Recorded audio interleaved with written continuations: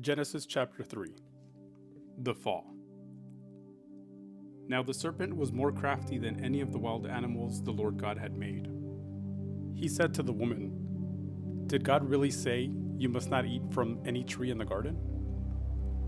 The woman said to the serpent, "We may eat fruit from the trees in the garden, but God did say, 'You must not eat fruit from the tree that is in the middle of the garden, and you must not touch it, or you will die.'"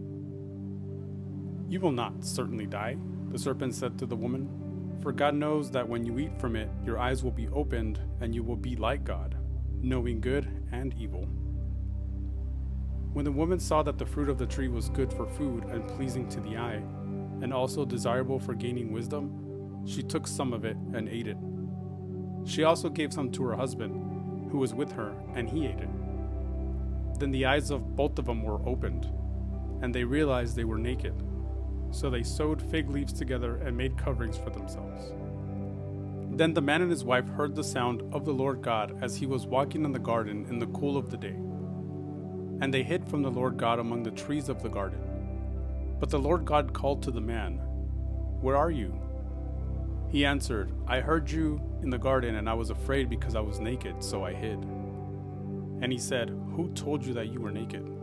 Have you eaten from the tree that I commanded you not to eat from?" The man said, "The woman you put here with me, she gave me some fruit from the tree, and I ate it." Then the Lord God said to the woman, "What is this you have done?" The woman said, "The serpent deceived me, and I ate." So the Lord God said to the serpent, "Because you have done this, cursed are you above all livestock and all wild animals. You will crawl on your belly, and you will eat dust all the days of your life. And I will put enmity between you and the woman, and between your offspring and hers. He will crush your head, and you will strike his heel." To the woman he said, "I will make your pains in childbearing very severe.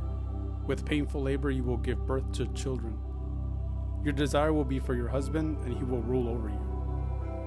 To Adam he said, "Because you listened to your wife and ate fruit from the tree which I commanded you, you must not eat from it. Cursed is the ground because of you. Through painful toil you will eat food from it, and all the days of your life. It will produce thorns and thistles for you, and you will eat the plants of the field. By the sweat of your brow you will eat your food until you return to the ground, since from it you were taken. From dust you are, and dust you will return." Adam named his wife Eve, because she would become the mother of all the living. The Lord God made garments of skin for Adam and his wife, and clothed them. And the Lord God said, "The man has now become like one of us, knowing good and evil. He must not be allowed to reach out his hand and take also from the tree of life and eat, and live forever." So the Lord God banished him from the Garden of Eden to work the ground from which he had been taken.